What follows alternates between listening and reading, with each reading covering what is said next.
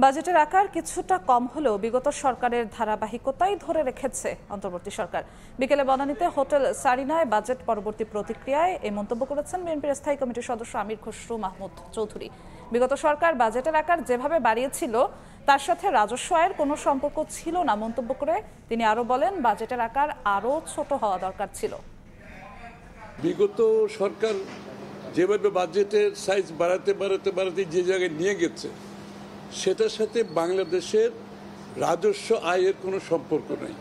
আগের যেভাবে বাজেট চলে আসছে মূলত সেখান থেকে আমরা খুব একটা সংখ্যার তারতম্য ছোটোখাটো হয়েছে, কিন্তু প্রিন্সিপালের যে বাজেটের যে প্রিন্সিপাল ওই জায়গাটাই কিন্তু আমরা আগের মতো রয়ে গেছি।